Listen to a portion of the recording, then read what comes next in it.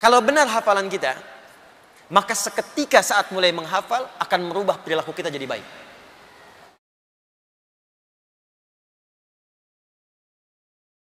Bismillahirrahmanirrahim. Jangan lupa subscribe, like, and share. Saya mau katakan bahwa Quran itu tanpa batas, Pak. Semudah-mudahnya. Mau pengusaha, maaf. Mau diplomat, birokrat, punya kedudukan. Mau ustadz, mau ibu rumah tangga, silahkan. Aku mudahkan semudah-mudahnya. Yakin? Siap? Nah, kalau sudah siap, kalau sudah komitmen, maka motivasi awalnya kata Allah, mesti sesuai dengan tuntunan yang telah Allah tetapkan dalam Al-Quran. Jadi kalau Qurannya ingin jadi hudan, begini caranya. Karena nanti banyak orang menghafal Quran tapi nggak jadi hudan. Karena salah menghafal, Pak, Bu. Demi Allah saya katakan, tolong catat ini ya nasihat saya. Kalau Anda titipkan anak-anak Anda menghafal di tempat-tempat hafalan, termasuk di pesantren, tolong cek cara menghafalnya. Apakah jadi hudan atau tidak?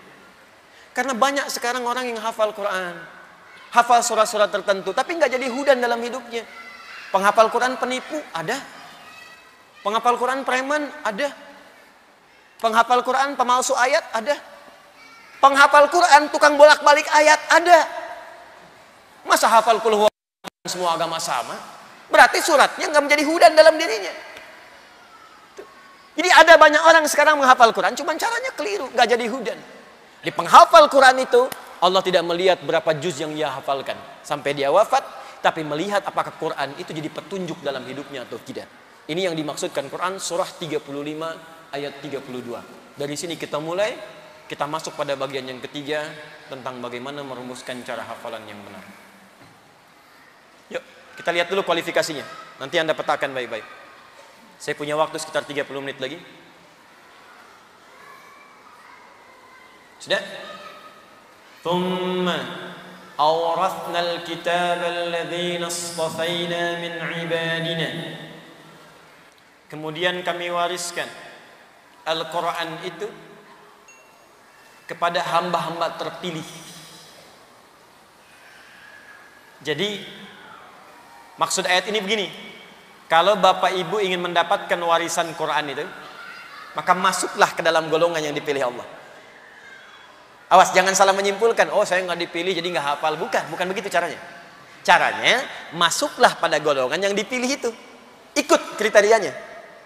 Jelas ya? Awas, nanti banyak orang karena mempelajari di terjemahan, jadi salah menyimpulkan. Ya. Cara membacanya, kata Allah, kami akan wariskan Al-Quran kepada hamba-hamba yang kami pilih. Maka cara membacanya, masuklah kepada golongan hamba yang dipilih Allah itu. Lihat kriterianya, ikuti itu, maka Anda akan jadi bagian dari itu. Jelas? Nah, karena Al-Quran itu mudah dihafal, setiap kalangan bisa menghafal. Cuman karena nggak ngikuti kriteria tadi, maka nanti penghafal Quran terklasifikasi, terbagi pada beberapa golongan. 3 secara umum. 1, teruskan ayatnya. Faminhum zalimul linafsi. Ada penghafal Quran yang zalim pada dirinya. Zalim. Karena salah menghafal tadi. Salah menghafal jadi jualan ayat. Salah menghafal jualan fatwa. Salah menghafal cari amplop. Salah menghafal jualan proposal. Banyak. Bisa keliru. Awas, hati-hati, zalim. Zalim itu sering saya katakan menggunakan sesuatu bukan pada tempatnya. Saya sering ilustrasikan, ada gelas, ada gayung. Gayung buat mandi, gelas buat minum. Ada orang minum pakai gayung, mandi pakai gelas. Itu orang zalim. Hafal kul huwallahu, hafal tapi tidak ditempatkan pada tempatnya. Dia hafal kul huwallahu ahad, tapi ahadnya nggak dipakai. Dia katakan semua agama sama. Ini konteks internal kita. Jelas ya? Baik, kembali. 1. Yang kedua, wa minhum muqtasid. Wa minhum muqtasid. Ada orang yang paket hemat. Siapa paket hemat itu? Dia menghafal, tapi masih untuk dirinya saja, belum bisa berbagi. Ya, belum maksimal. Cirinya begini, kadang mojok-mojok, pinggir masjid, deket tiang, bukan yang sekarang, bukan. Contoh. Terus ngulang murojaah, ngapalin, hafal dia. Cuman ketika diminta, akhi, silahkan jadi imam, yang lain saja. Ada yang begitu? Ditemukan. Ya, ada. Akhwat misalnya kan, buka, padahal hafal. Cuman belum bisa berbagi. Ajarin kita dong. Saya juga masih belum benar. Itu paket hemat untuk dirinya. Ya. Nah, yang paling bagus, kalau paket hemat ini nanti ada tafsir mengatakan saling menutup aja. Belum konsisten, kadang maksiat, kadang enggak, kadang maksiat, kadang enggak. Jangan dikira penghafal Quran ada yang enggak maksiat. Ada yang maksiat. Ada, Pak. Bahkan ada penghafal Quran yang LGBT. Bukan saat LGBT menghafal Quran, bukan. Saat menghafal, cara menghafal dia salah gaul, salah lihat, terjebaklah pada komunitas itu. Menghafalnya sebelum itu ada.